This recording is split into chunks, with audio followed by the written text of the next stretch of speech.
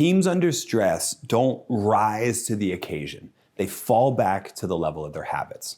And that's why high-performing teams have a totally different set of habits from mediocre or low-performing teams. Hey leader, David Burkus here, organizational psychologist, author of 5 best-selling books on helping leaders and teams do their best work ever. Yeah, 5, including the new book, Best Team Ever, The Surprising Science of High-Performing Teams. Check out the link right under this video to learn more about that book. I know you're going to love it. I mean, why else would you be watching a video on the habits of high-performing teams? Maybe you've been on one of those high-performing teams. You know what it felt like to work on a team where you were energized and excited and you felt like your ideas met with their ideas and there was this synergy that just elevated the level of performance and ideation of everyone there. And maybe you've been on a low performing team. You know, those teams where you dread every weekly meeting with the team. You don't even want to go into the office to see these people. You try and keep your camera off on virtual meetings and you just let the emails pile up in your email inbox because you're like, oh, do I really have to continue to deal with this? Well, when you look at it as a whole, it's not necessarily performance that is causing that regret, that is causing that level of pain to be on a low performing team. Performance is actually the result of the habits, the norms of behavior, the culture of a team, the actions that they take that become routine, that not only shape an engaging, exciting team to work on, but bring about that whole higher level of performance. So in this episode, we're gonna talk about the 5 habits of high-performing teams, the 5 things that high-performing teams do differently or do better than all of their other peer teams. And some of these habits are gonna help explain why you felt so great when you were working on that high-performing team and maybe what you could teach those other teams to start doing to turn them around. Let's get started. So the first habit of high-performing teams is clear, quick communication. Yeah, high-performing teams don't sit in meetings all day. They're not in constant communication with each other. I mean, there are a couple situations, piloting a plane or going into surgery, where teams are in constant communication. But if you look at a knowledge work situation, if you look at most work teams, what we find is that high-performing teams are actually marked by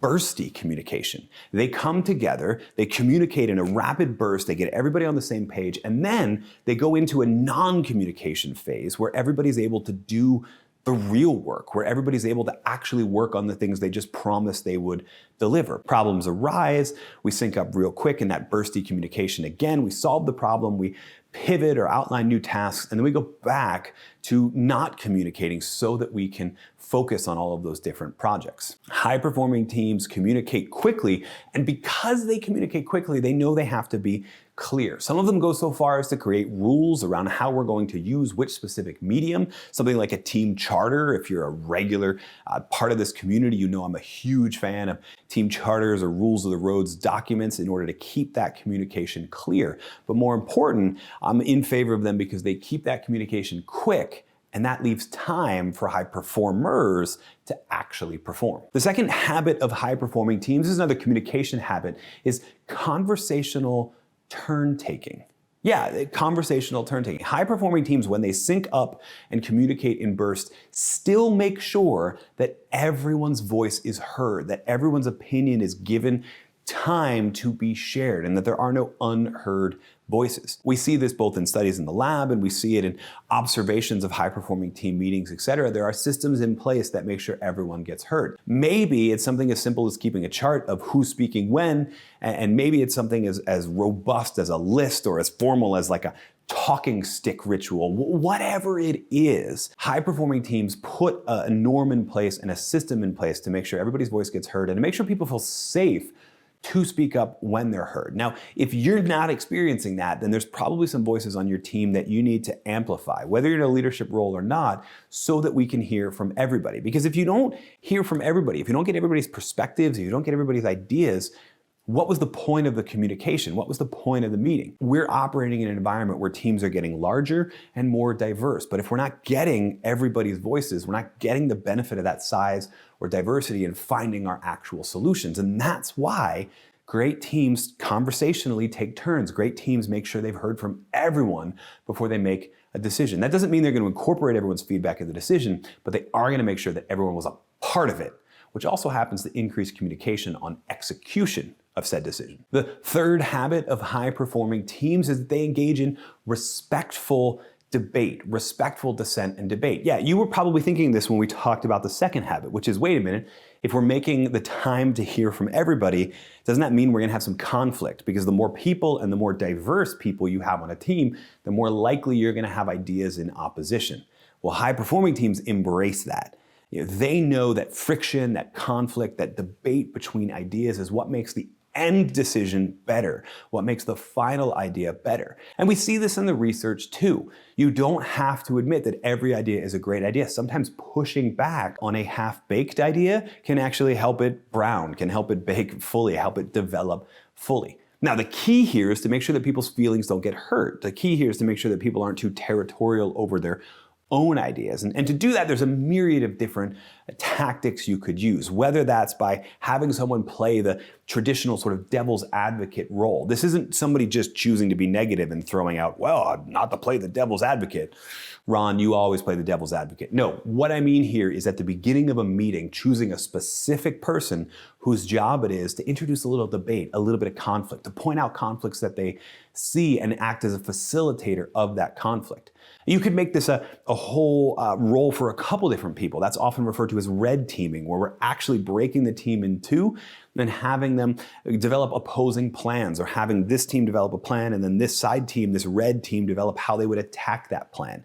There are a myriad of different ways that you can leverage healthy, productive, task-focused conflict on your team, and we see it in almost every high-performing team we look at.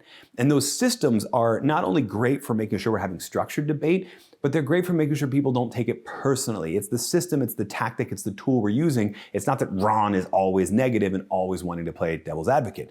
We probably need to get Ron in a totally different role and get somebody we don't see as constantly conflicting to be that devil's advocate, to help us know it's not personal, it's their job, and their job is making all of us better. The fourth habit of high-performing teams is that they regularly engage in non-work conversations. High-performing teams actually enjoy hanging out with each other outside of work. They actually enjoy those moments in the conference room or the Zoom meeting room where we haven't actually started the meeting yet, but we're all just sort of discussing and catching up with each other. They engage in regular, what we might call team building activities, but looks an awful lot like lunch or dinner, or grabbing drinks together, or going for a walk together.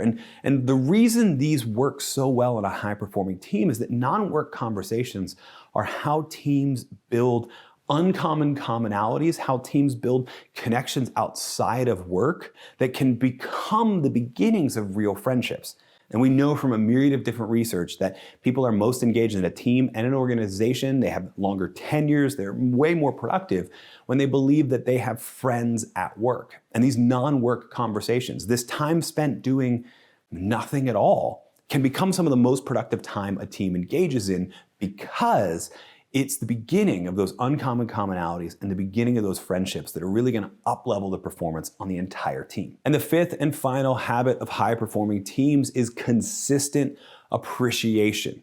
And this isn't just correlational. This isn't just, well, of course, they're winning more often, so they have more reasons to say thank you. No, it goes the other way. Consistent appreciation, taking the time to express gratitude and appreciation for the work of other people on a team, not only helps the team bond better together, it helps each individual person who's receiving that appreciation know what's working really well and be more motivated to continue to do that. So consistent appreciation increases the level of motivation on the team, but also bonds that team together, increases the levels of trust on that team, that increases the level of collaboration on the team. And that's why of all of the findings, this is like the most obvious one. This shouldn't be counterintuitive at all. Take a look at any high-performing team, compare it to a mediocre or a low-performing team or the team you're on, and one thing you'll find consistently is that they are appreciating each other, sharing thanks much more often. And if you want to get started on this, here's my biggest piece of advice. It's not enough to just say thank you to somebody else on your team.